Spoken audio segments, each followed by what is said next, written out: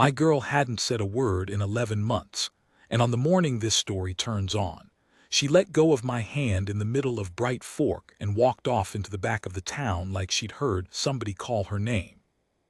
I went cold all the way through. A man can ride out a stampede, a dry winter, a fever that takes half his herd and keep his head. But you watch your 6-year-old daughter slip between two buildings on a strange street and disappear, and every other fear you ever carried looks small as a tick. I left the wagon standing in front of Halloran's store with the flour half loaded, and I went after her with my heart in my mouth. I should tell you who I was first, so you'll understand the shape of me back then. My name is Cole Hadley. I ran cattle on a stretch of grass and broken country a half-day north of Bright Fork, land my father broke and I held onto by main strength after he passed. I was 40 years old that autumn and felt 60. The year before, a fever had gone through the high country and taken my wife, Ruth, in the space of 9 days. She went into the ground on a morning so bright it seemed an insult, and I stood at the edge of the hole with my boy Will on one side of me and my girl Pearl on the other, and I did not weep, because I had decided somewhere in those 9 days that if I started I would not be able to stop, and a man with 2 children and 300 head cannot afford a thing like that. So I turned to stone instead. It seemed the practical choice at the time. Pearl was 5 when her mother died. She had been a chattering little thing before, the kind of child who narrates the whole world to you. There's a hawk, Papa, there's a beetle. Why is the moon out in the daytime? And after the funeral she simply stopped. Not all at once. It was like watching a creek go dry. First the questions, then the songs she used to sing to the chickens, then the small, ordinary remarks, until by the first snow there was nothing left but a quiet so deep I'd find myself talking louder just to fill it. The doctor in Bright Fork looked her over and said there was nothing wrong with her throat or her ears, and that children sometimes did this, and that she'd likely come out of it in her own time. He did not say when. He did not say what I was meant to do in the meanwhile. With a ranch failing under me, and a son going wild, and a little girl who looked at me sometimes like she was waiting for me to fix a thing I had no notion how to fix. Will was 9 going on hard. He'd loved his mother fierce, and grief took him the opposite way from his sister, where she went silent, he went sharp. He sassed me, he skipped his chores, he picked fights with the Dahlin boys in town and came home with split knuckles and a look on his face that dared me to ask. I knew what was under it, because the same thing was under me. But I didn't have the words to reach down through all that anger to where my boy actually was. I'd buried the only person in the family who'd known how to do that. So that's the man I was the morning Pearl let go of my hand. A widower with a stone where his heart used to be, a silent daughter, an angry son, and a ranch the bank was beginning to look at the way a hawk looks at a sick calf.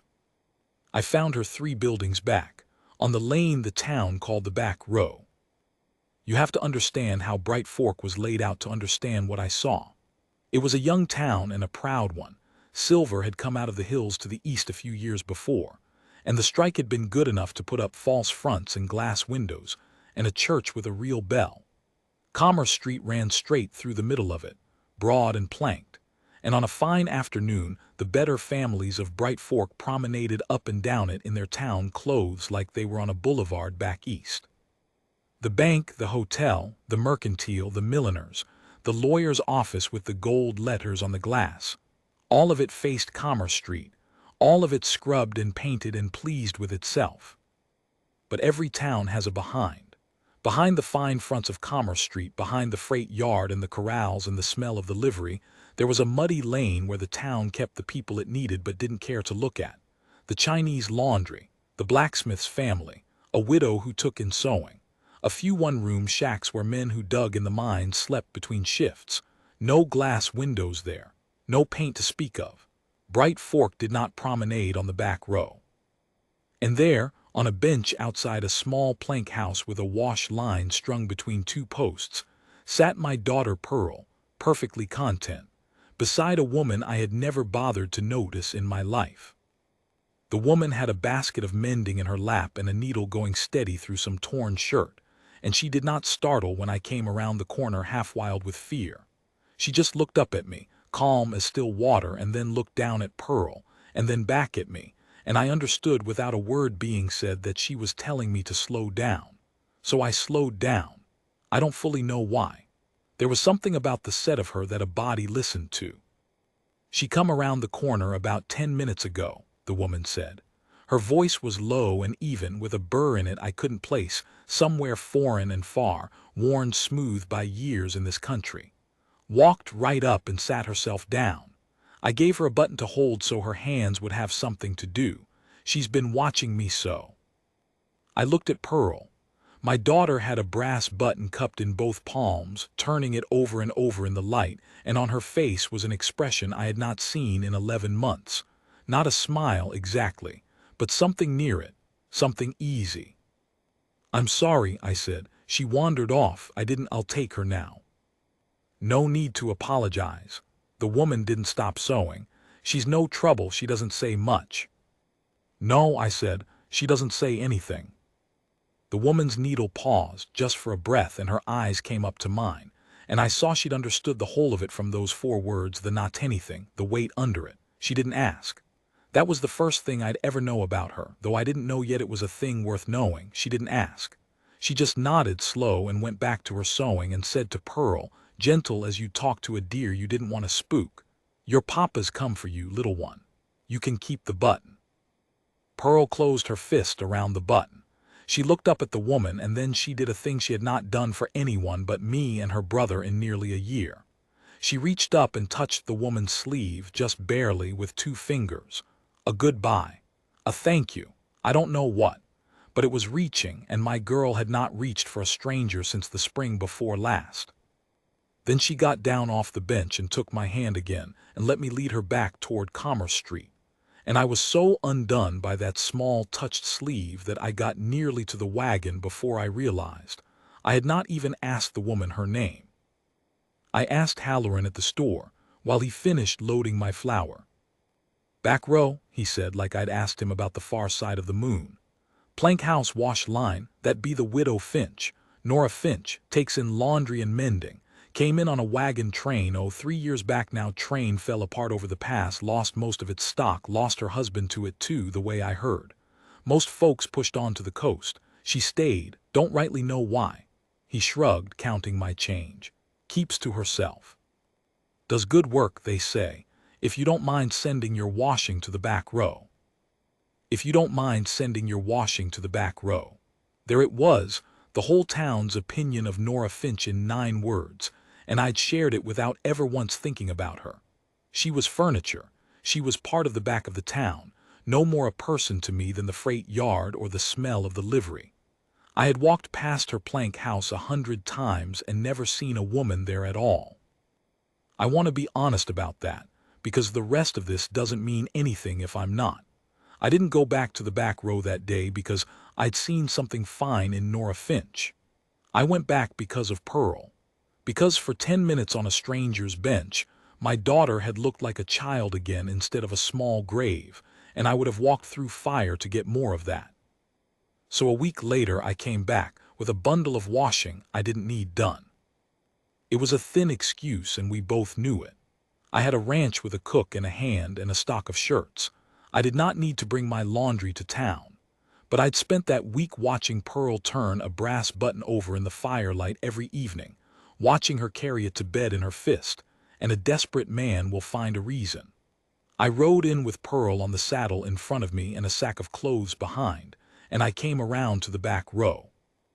And Nora Finch looked up from her wash kettle with steam in her hair, and was not the least bit fooled.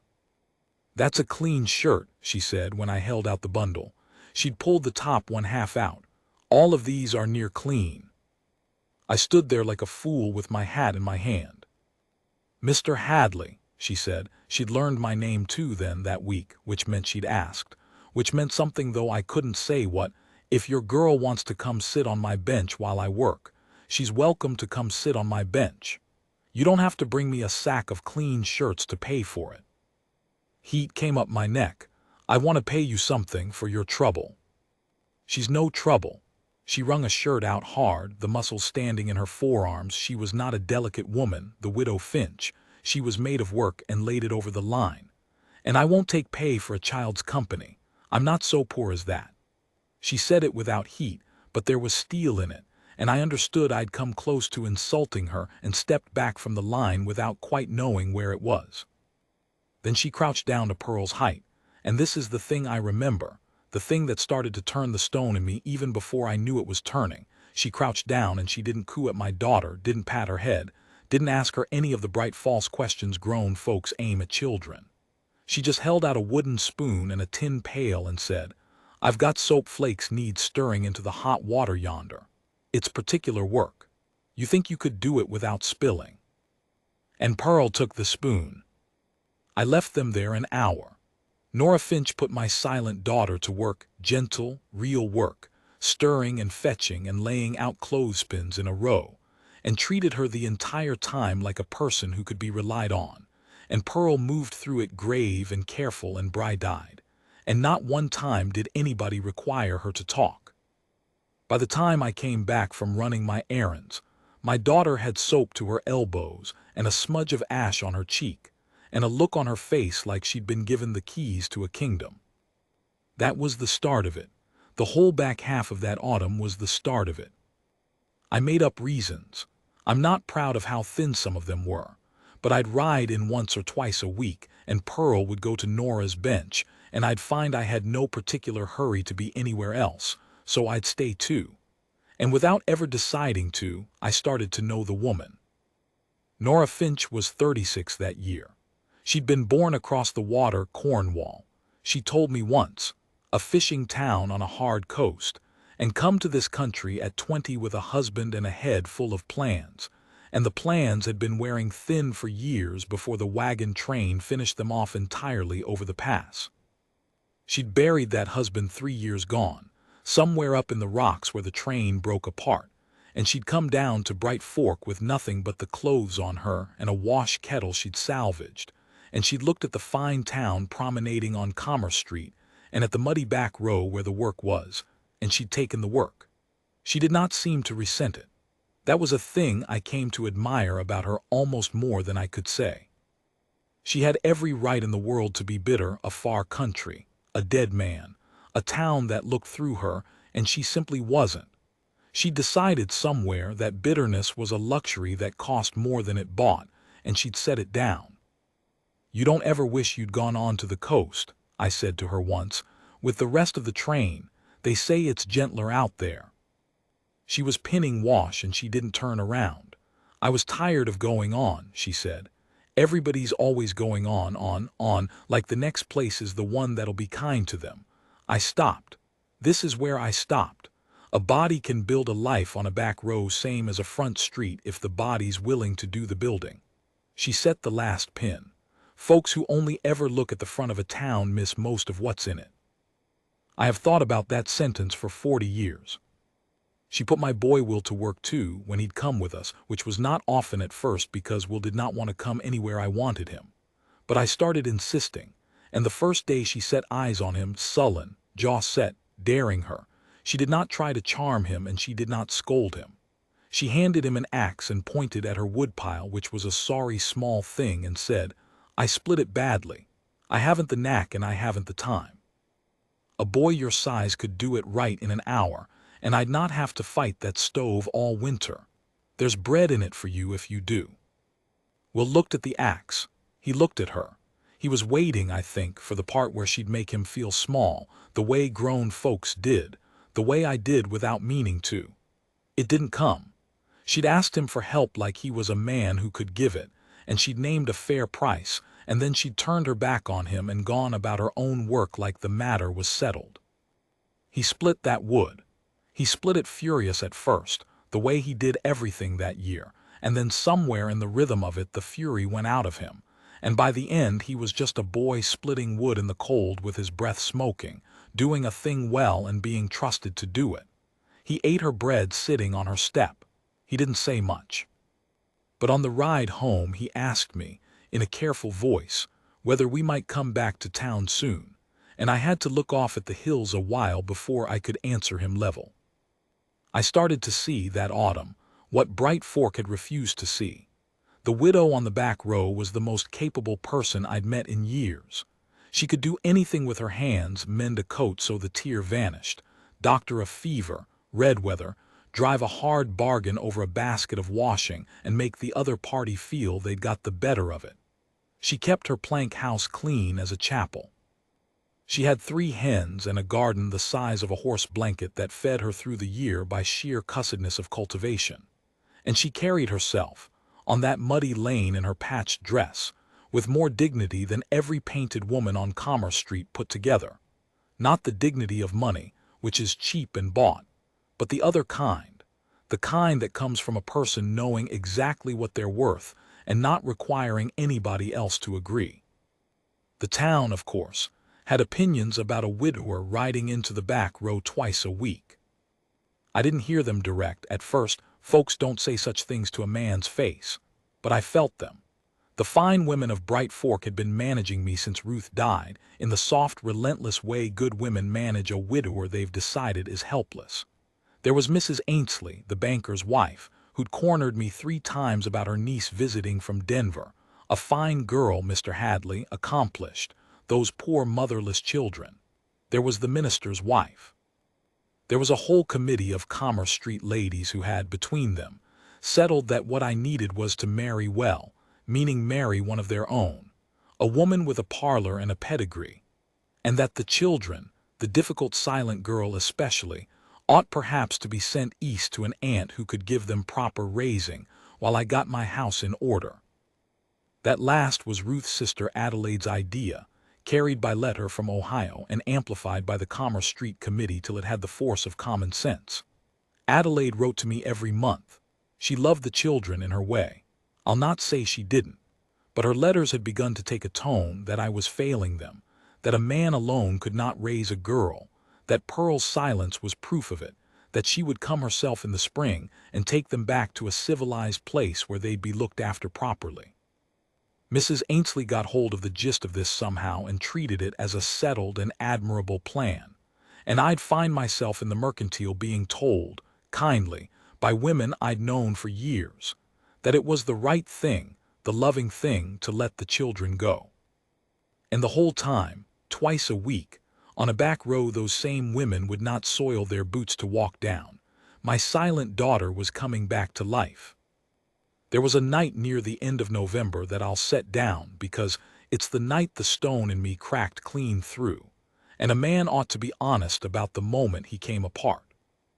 A blizzard had caught us in town, one of those sudden ones that come down off the high country with no warning, and the road home vanished in white before we could make it. Nora Finch took us in. There was no question of it and no fuss about it. She simply opened her door and put more wood on her small stove and made the one-room serve. The children bedded down on a pallet by the fire, and Nora and I sat up because there was only the one bed and a deal of decency between us. And we talked low through the longest part of the night, while the storm leaned on the walls. I don't know how it came out of me. I'd not spoken Ruth's name aloud to a living soul in 11 months. I'd say their mother. I'd say my wife. I'd not say Ruth. But the dark and the storm and the steady, safe company of that woman worked something loose in me, and I told her. About the fever and the 9 days. About deciding not to weep at the grave because I was afraid I'd never stop.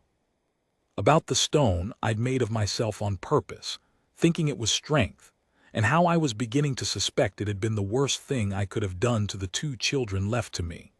That Pearl had gone silent into a silent house, that Will had gone hard against a hard father, that grief shared might have healed and grief locked away had only festered.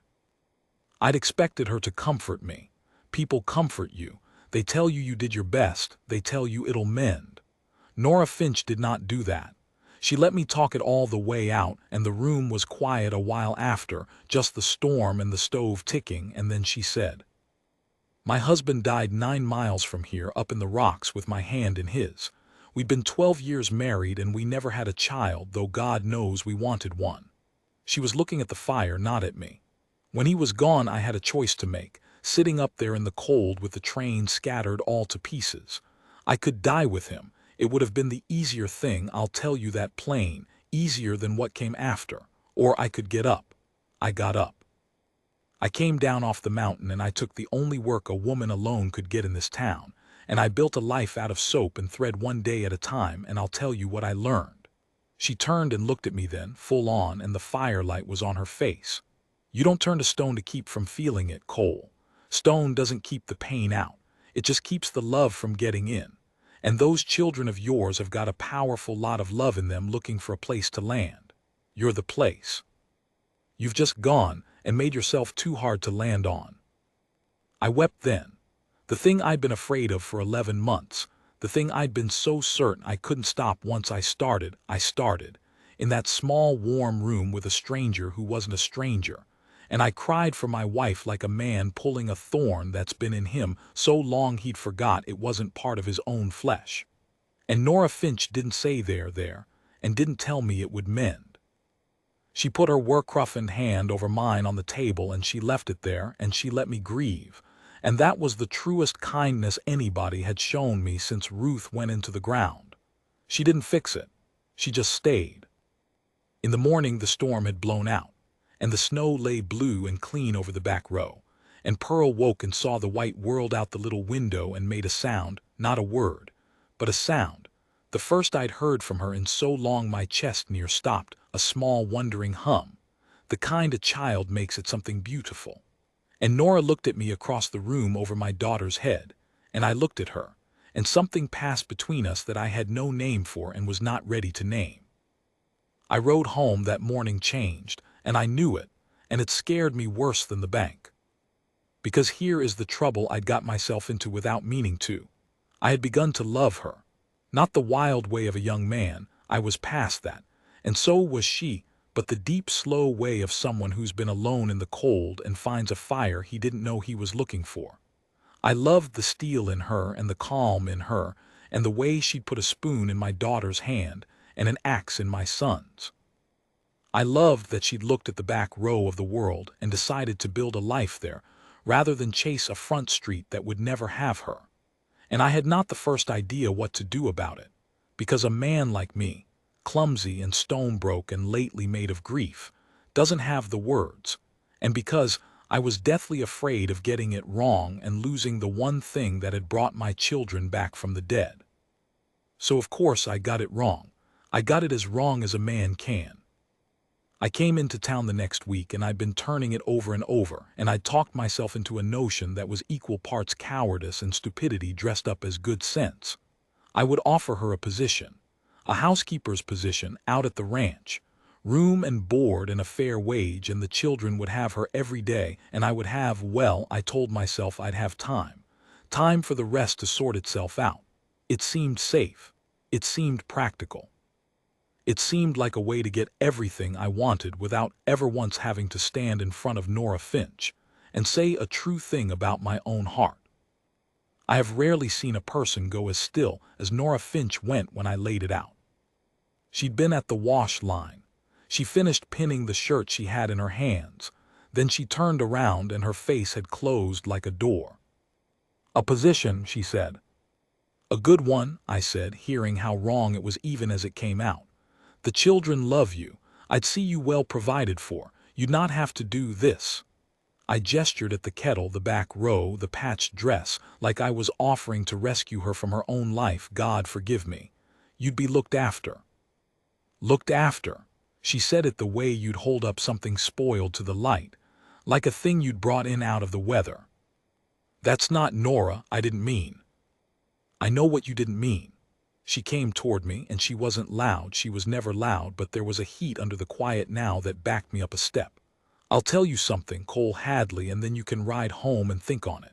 I have had this town look through me for 3 years. I have had every fine woman on Commerce Street decide what I am, the washerwoman, the back row widow, the one you don't have to see, and I have not minded it. Do you know why I've not minded it? Because I knew what I was even if they didn't, and a person who knows her own worth doesn't need a banker's wife to tell her she has it. She was close now.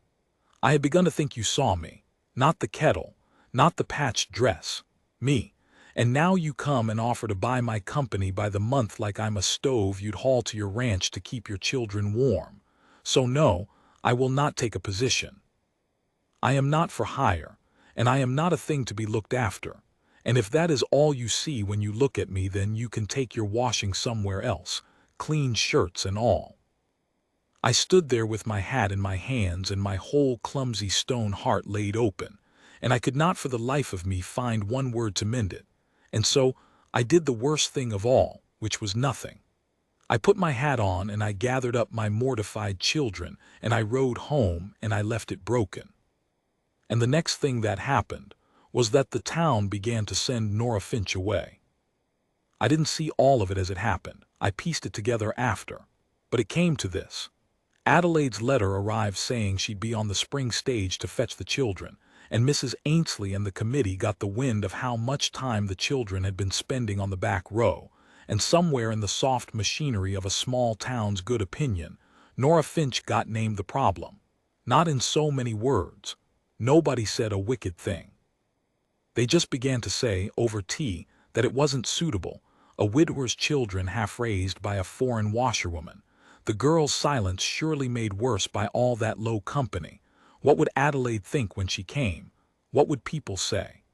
And the milliner found another laundress to recommend. And the hotel that had given Nora its sheets to wash decided to give them to somebody on the front of the town instead. And the small, careful life she'd built one day at a time out of soap and thread began, very politely, to be taken apart. I learned all this in pieces over a hard February, and the worst piece I learned last, that the position I'd offered her, the thing I'd thought so generous, had been all over Commerce Street within the day, repeated and laughed at. The back row widow had turned down good work and good pay, too proud for her own good. You see what they're like, and it had cost her standing she could not afford to lose. My foolishness hadn't just bruised her. It had helped the town find a handle to pry her loose. I went a little out of my mind that month, between the bank and the spring stage that would carry my children to Ohio and the slow, sick understanding of what I'd done. And the thing that finally turned me, I'd like to say it was my own good sense, but it wasn't. I'd shown precious little of that. The thing that turned me was Pearl. She'd gone quiet again. Of course she had. We'd stopped going to town. I couldn't face it. And the brass button that had ridden in her fist for months sat now on the windowsill untouched, and my daughter had folded back down into that silence like a creek going dry a second time. And one night in the dark I heard her, through the wall, doing a thing she hadn't done since the worst of her grief. She was crying. Not loud. A small, steady, hopeless sound, the sound of a child who has lost something and has no words to ask for it back. I went in and I sat on the edge of her bed and I took her up in my arms, and I was not stone anymore. Nora Finch had seen to that, and I said the only true thing I had. I know, baby, I said. I know. I miss her too. And my daughter, who had not said a word in 14 months, turned her wet face up to mine and said, in a small cracked voice rusty from never being used, I want Nora. 3 words. The first words my child had spoken since her mother died, and they were the name of the woman I'd broken faith with and let the town drive off. I did not sleep that night. I sat by Pearl's bed till dawn with her hand in mine, and I did all the reckoning a man does in the small hours when he's finally been backed up against the truth. I reckoned that I'd turned to stone to keep from losing what was left, and the stone had near cost me both children. I reckoned that I'd offered to buy a woman's company because I was too much a coward to offer her my heart. I reckoned that the whole of Bright Fork had spent 3 years looking through the best person in it, and that I'd done the same until my own daughter, in her silence, had seen what all of us with our voices had missed. And I reckoned, finally and clearest of all, that I did not give one damn what Commerce Street thought, and that I would rather lose the ranch and the town's good opinion, and every fine thing I was supposed to want than lose another day of my children coming alive on a back row, beside a woman I'd been fool enough to love and coward enough not to say so. There was a thing planned for the next Saturday, a winter social in the new church hall. The kind of gathering Bright Fork loved because it let the front of the town admire itself. Adelaide had come early, it turned out, on a winter stage, all the way from Ohio to fetch the children, and Mrs. Ainsley had decided to make a sort of occasion of it, a chance for poor Mr. Hadley to be introduced at last and properly to the niece from Denver, with the children present and Adelaide on hand to bless the whole arrangement. They had it all arranged. The children to Ohio or near it, the widower to a proper match, the back row left behind where it belonged. They'd built me a future on the front street, and they were that pleased with themselves they'd thrown a party for it. I put my children in their good clothes and I drove them to town, and they thought we were going to the church hall, and we were, but I made one stop first. I drove to the back row. Nora Finch's wash line was empty.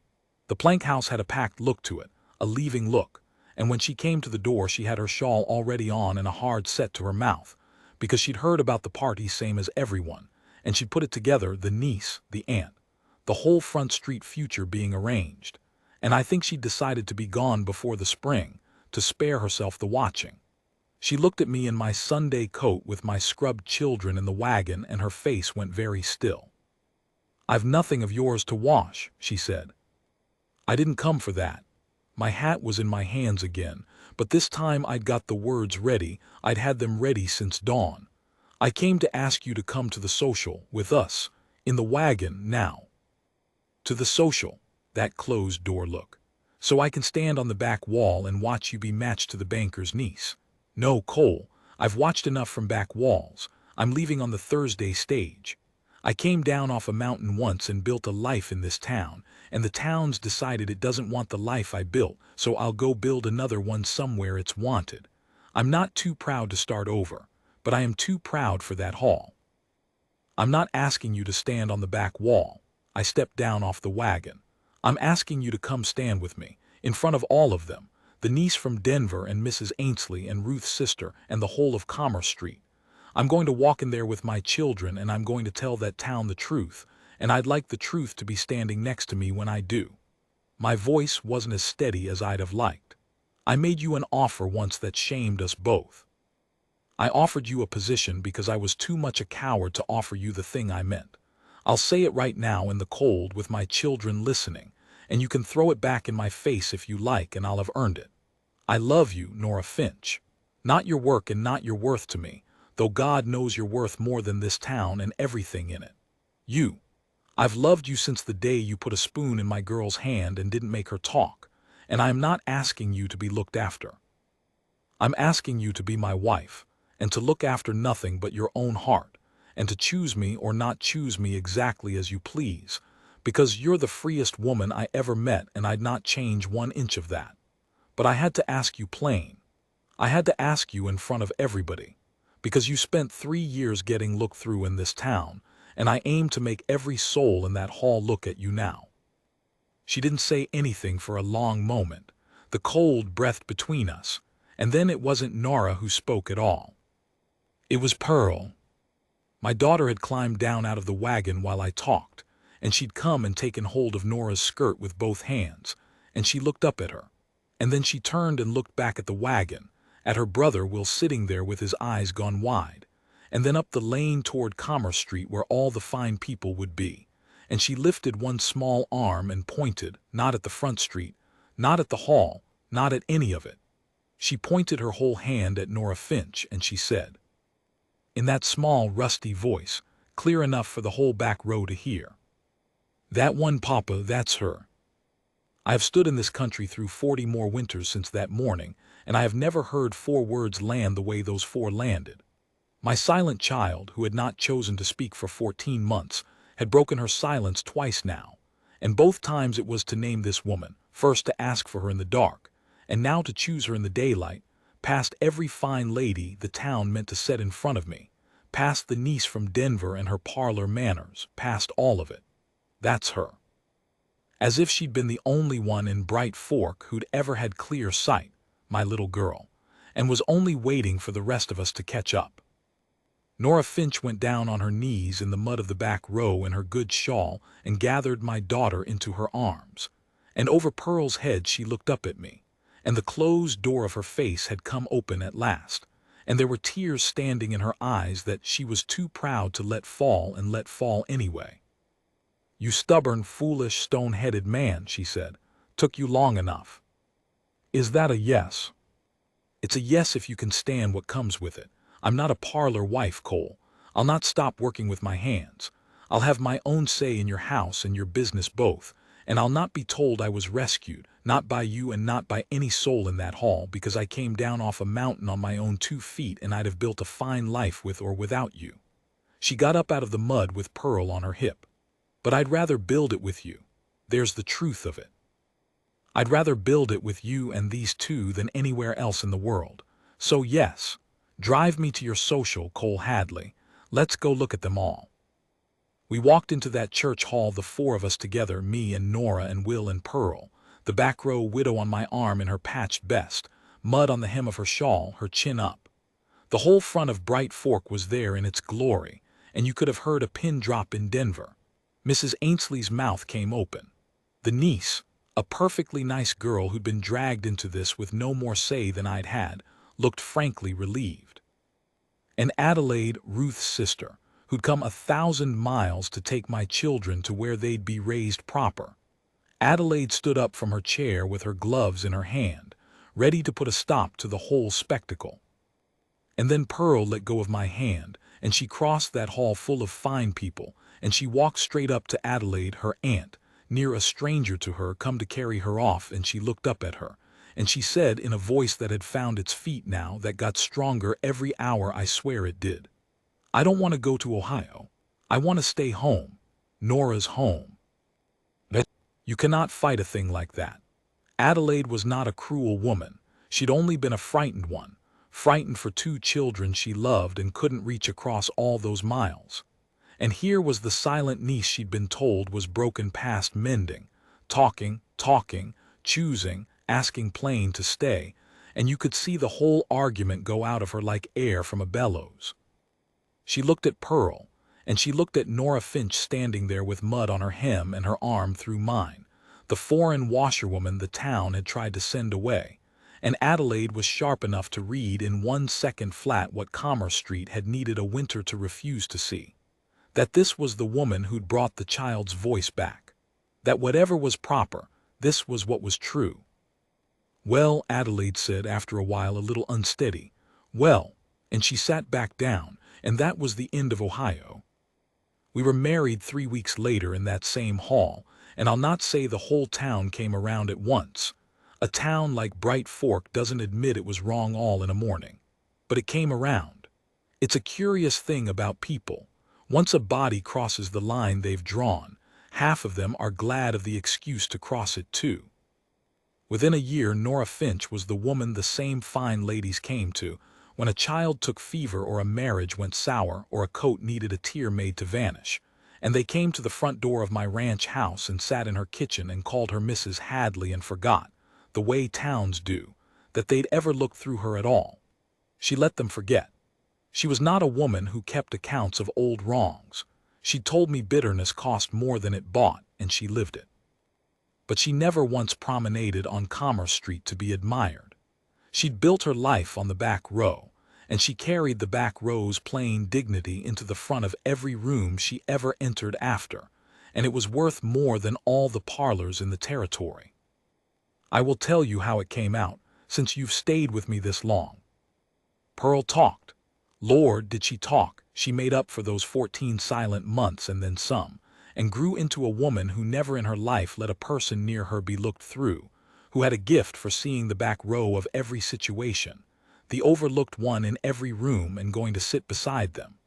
She married a doctor, and she's a grandmother twice over now, and she still carries that brass button in her sewing box. I've seen it.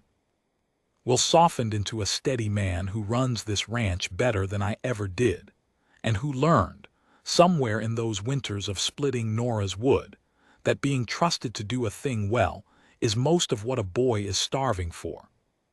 We had 2 more between us, Nora and I, a boy and a girl, and the house that had been a silent grave became, God's truth, the loudest, happiest house in the county, and the bank that had eyed me like a hawk got paid off the year the silver played out, and Bright Fork's fine front street emptied of half its proud families overnight, but not us. We stayed. We'd built on grit and kindness, and that doesn't blow away when the silver does.